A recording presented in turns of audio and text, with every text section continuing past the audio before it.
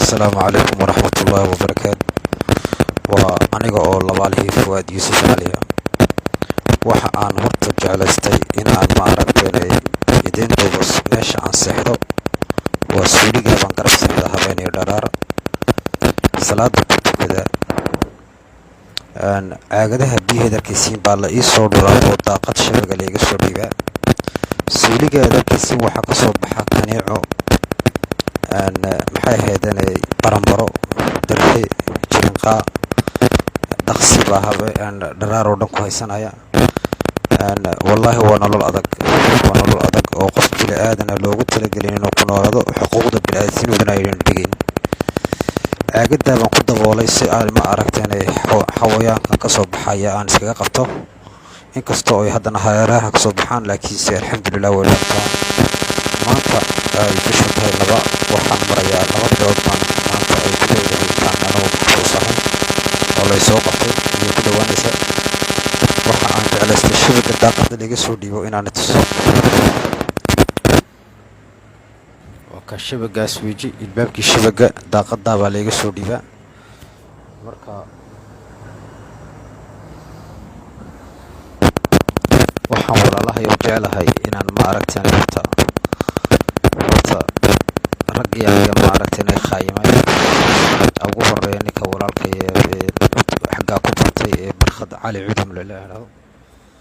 waan ku saamaxay walaal waan ku saamaxay waska dhibaataysan tahay dhibaato badan baa ku haysata waan ku saamaxay walaal anoo taa ka gudbaya ma aragteen waxaan horta walaal doonayaa inaan sheego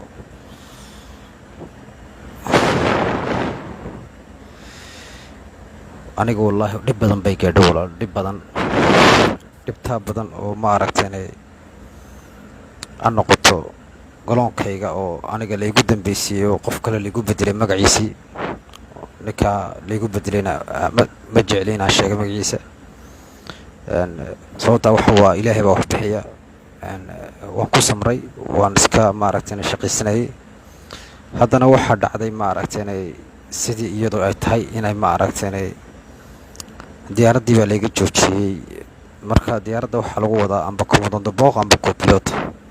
labadaba midba ma wadayn waan iska fadhiyay xerada haddii aan maalin saacad haddaan hafsaamo waa la xidhayay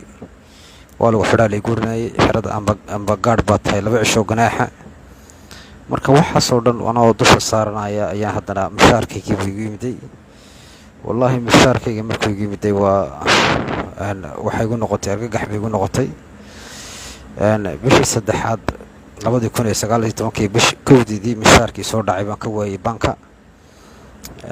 kabacdi markaan ashkata tegay waxaan u tegay ninka ugu sarreeya xagga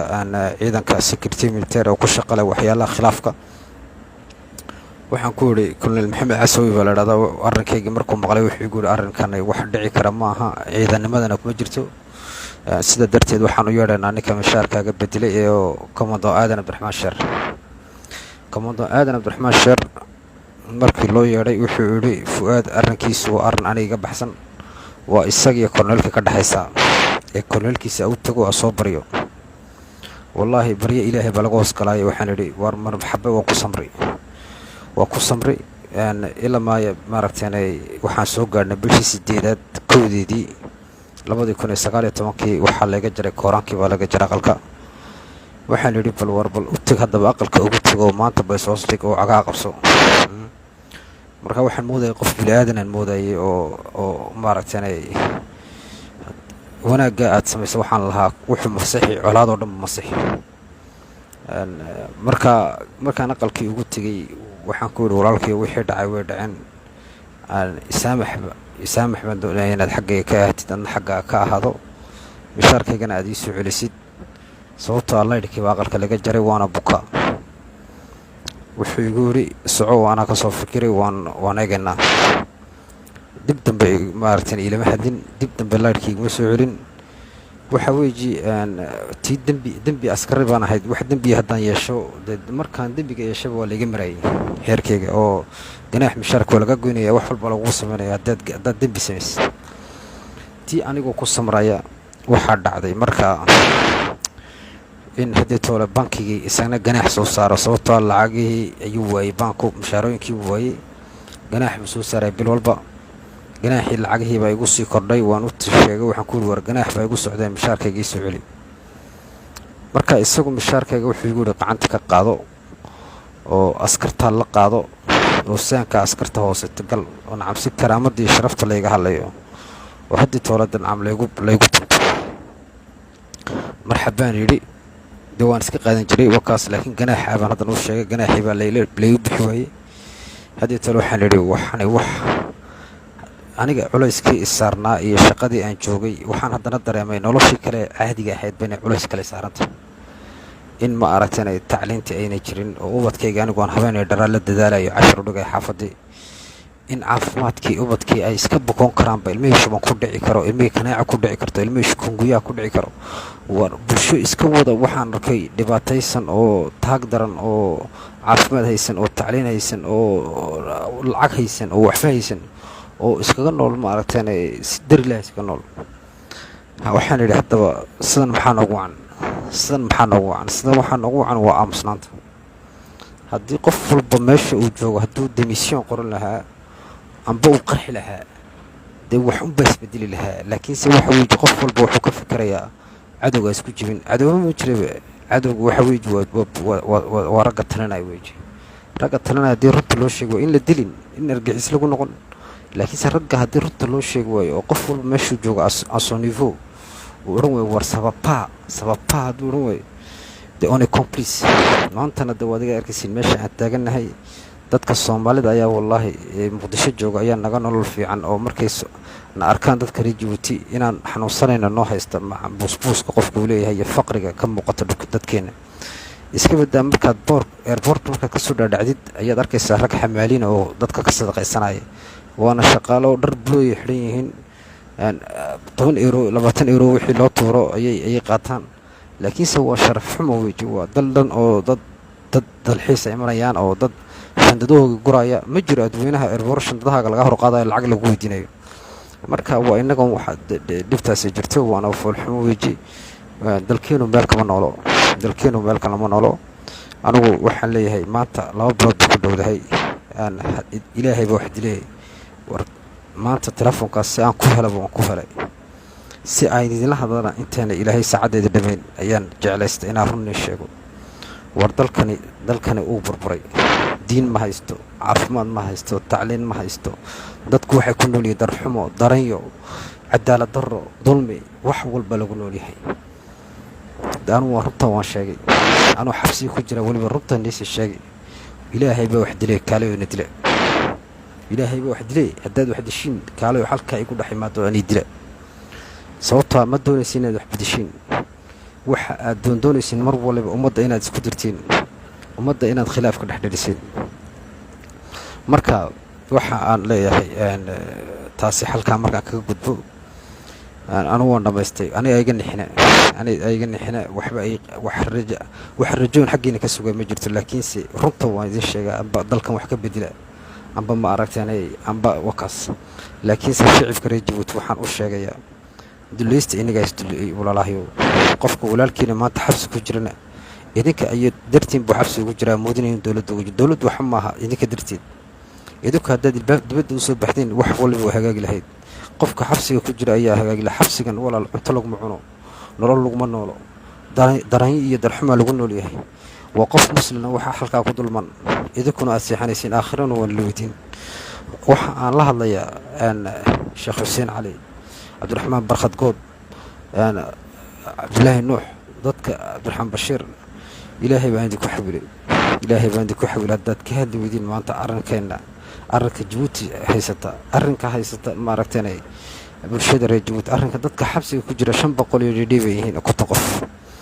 haddii aad ka hadli weydiin ilaahay baan walaalahay idinku xawilay taasi halka ma kaga gudbaya culimada siiba weyn laga hadlo Sheekh Hussein Ali taa markaan xaga ka gudbo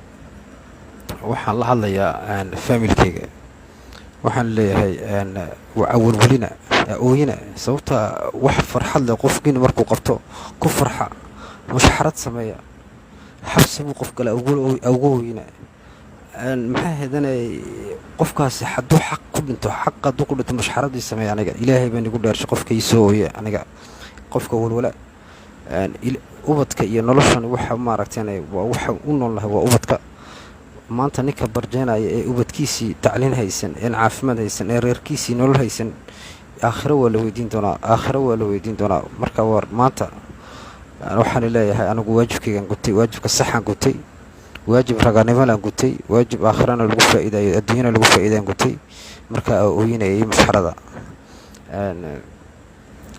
shicibka reer Jabuuti waxaan leeyahay ilaahay laga qabto anu wax kaloo waxaan naga qarshay ma jirto waxaan idin huri karayo dhanba waa idin horay shaqadeedii baan idin furay si aan maanta wax u bedeli karno oo idinkana wax aad uga faa'iideysan kartiin sababtoo ah maanta faqri baad ku wada nooshihiin 80% baad faqri uga wada nooshihiin shoomeerinimo iyo daranyo iyo darxumo marka dadku waxaasoo dhanba inay wax iska bedelaan weeji si ay waxaasoo dhan wax iska bedelaan wax walba qacmihiin ay ku jiraan xabsi in laga cabsin dhimashana inaan laga cabsin wax maanta noloshaad ku jirtiin wax inaga daran ma jirto wallahi wax idinkaga daran ma jirto marka aan waan isoo duceynayaa ana isoo duceeyaa saacada fiidiyoga aad aragtiin wax dhib walba waan la kulmi doonaa si walba waa la geystay alxamdulillaah rabbil caalamiin jirkaygu waa uu xanuunsanayaa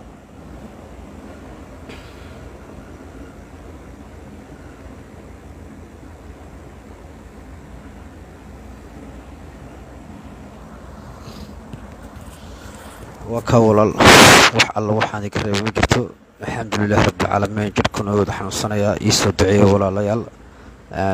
wax aan la wax dhib oon sheegan karaa ma jirto